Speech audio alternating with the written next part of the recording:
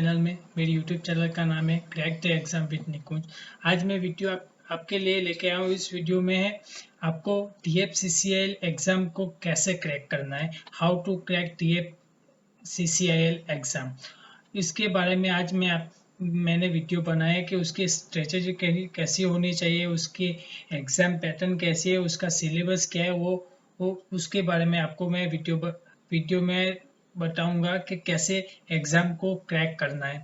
तो पहले मैं आपको समझाता हूँ कि DFCCIL की एग्ज़ाम पैटर्न क्या है, उसका क्वेश्चंस कितने एग्ज़ाम में कितने क्वेश्चंस आते हो कि किस तरह का सिलेबस है, किस तरह का सिलेबस है, वो आपको पहले समझना पड़ेगा।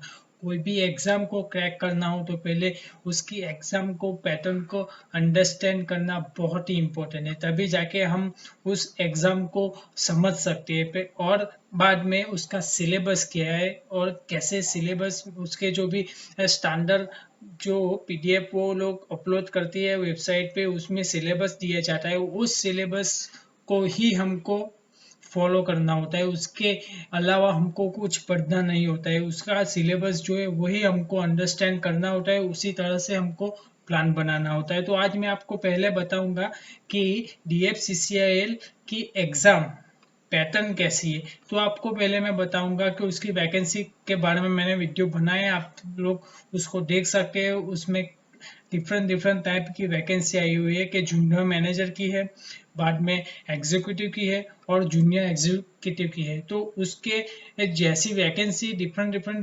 डिपार्टमेंट की है, उसी तरह से उसका एग्जाम पैटर्न भी है। तो आप जूनियर मैनेजर के जो एग्जाम पैटर्न है वो आप देखेंगे तो उसमें क्या है कि 120 क्वेश्चंस है।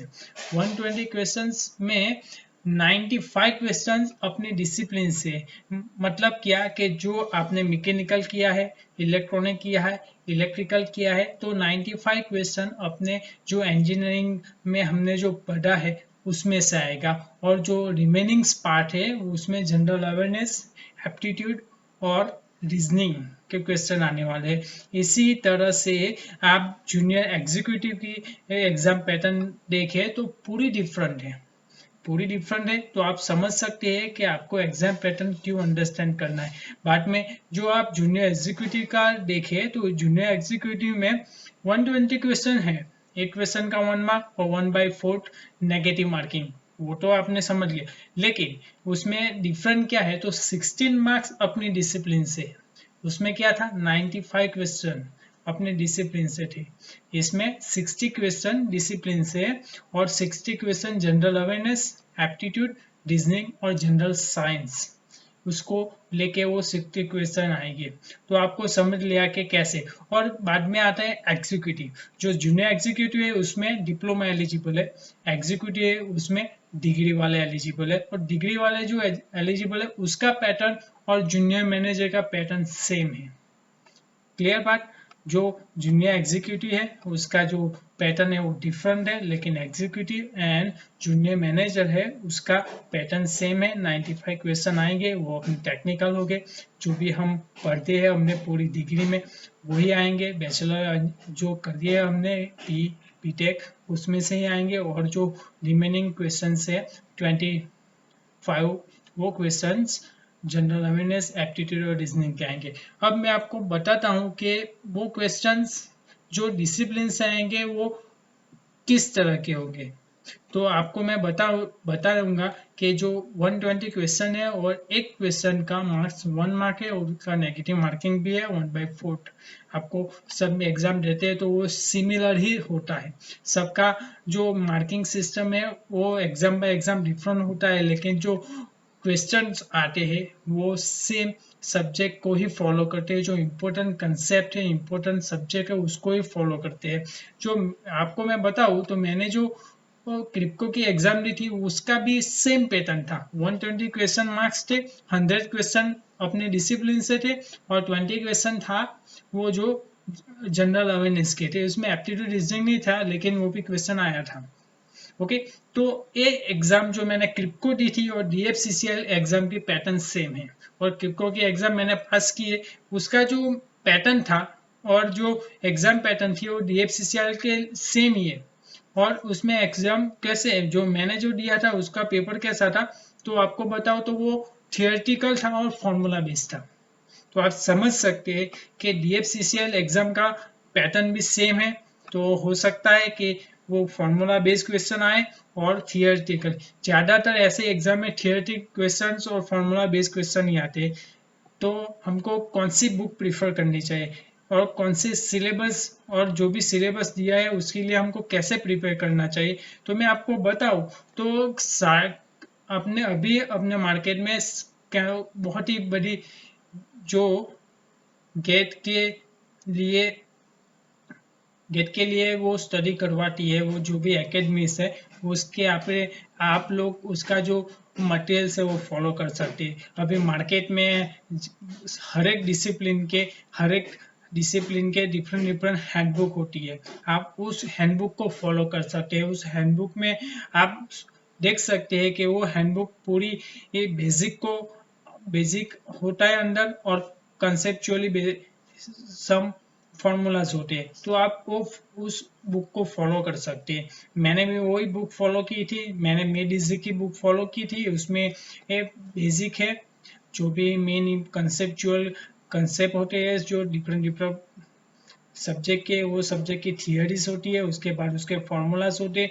तो वो बुक आप प्रिफर करोगे तो आपको पता चलेगा कि बेसिक और फॉर्मूला उसमें आ जाता है। तो वो आप बुक आप 2-3 बार पढ़ लेते हो, फॉर्मूला याद कर लेते हो, काफ़ी सारे मटेरियल्स होते हैं, काफ़ी सारे एग्जाम के क्वेश्चन पेपर होते हैं, वो आप सॉल्व कर लेते हो। जैसे कि इसरो के क्वेश्चन है, ESC के क्वेश्चन है, तो आपको बहुत ही अच्छा होगा।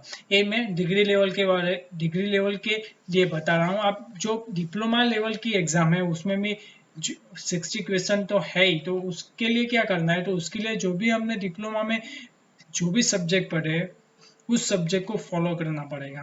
उसी डिप्लोमा की एग्जाम में तो ज़्यादातर डिफिकल्ट क्वेश्चन नहीं आएंगे, थियोरेटिकल क्वेश्चन ही होंगे ज़्यादातर। तो थियोरेटिकल क्वेश्चन और थोड़ा फॉर्मूला बेस्ड क्वेश्चन होते हैं।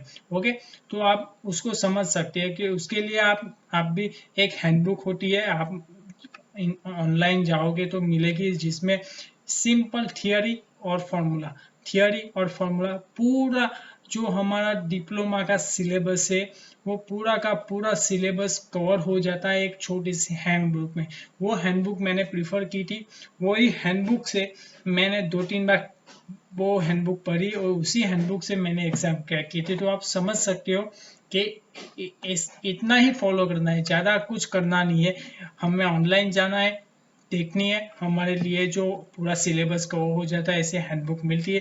मैं आपको लिंक भेज दूँ, लिंक मैं डिस्क्रिप्शन में रख दूंगा, उस लिंक के आप वो हैंडबुक तक पहुंच जाओगे और उसको आप ऑनलाइन बाय कर सकते हो। ओके, और ये जो सिलेबस को कैसे कवर करना है वो कंप्लीट कर दिया। अभी जो आपने समझ लिया कि कैसे पैटर्न है, कैसे एग्जाम के क्वेश्चन होते हैं और कैसे एग्जाम को क्रैक करना है और किस मटेरियल को फॉलो करना है कि जो हम कम से कम मिनिमम टाइम में वो एग्जाम क्रैक कर ले। ओके, तो आप समझ चुके होंगे कि किस तरह से वो एग्जाम को हमको क्रैक करने के लिए क्या क्या फॉलो करना पड़ेगा। अब बात आती है एप्टीट्यूड, रीजनिंग और जनरल अवेयरनेस की। जनरल अवेयरनेस में ज़्यादातर करंट अफेयर्स, हिस्ट्री वाले क्वेश्चन आते हैं। जो मैंने क्रिप्को की दी थी उसमें पूरा का पूरा जनरल नॉलेज के बारे में आया था। उसमें वो क्वेश्चन भी आया था कि फेसबुक किसने बनाया है, तो मार्क जुकरबर्ग ने बनाया, वो उस तरह का क्वेश्चन भी आया था। तो आप सोच सकते हो कि जनरल नॉलेज के क्वेश्चन आ सकते हैं। ओके, और एप्टीट्यूड के लिए आपको क्या फॉलो करना है, तो एप्टीट्यूड के लिए आपको RS अग्रवाल की जो बुक होती है उसको फॉलो करना है। RS Agrawal very famous book for the aptitude, we know that. Okay, reasoning के लिए भी वही, इतना करोगे इनफ है, उसके ज़्यादा कुछ करना नहीं है। अभी तो यूट्यूब है, सारे सब्जेक्ट हो, एप्टीट्यूड, रीजनिंग या जनरल अवेयरनेस के फ्री में हमको वीडियो अवेलेबल है। हमको जाना है, सर्च करना है कि जनरल अवेयरनेस के क्वेश्चंस जो इम्पोर्टेंस है वो आ जाएगा। एप्टीट्यूड रीजनिंग के भी वीडियोस लेक्चर आप देख सकते हो। तो आप सोच सकते हो कि सब कुछ है, लेकिन हमको कैसे यूज करना है वो इम्पोर्टेंट है, और मिनिमम टाइम में हमको कैसे वो सबको ग्रैप्स करना है, वो एग्जाम को क्रैक करना है, वो इम्पोर्टेंट चीज़ है। उसी बारे में आपको मैं वीडियो बना के दिया है।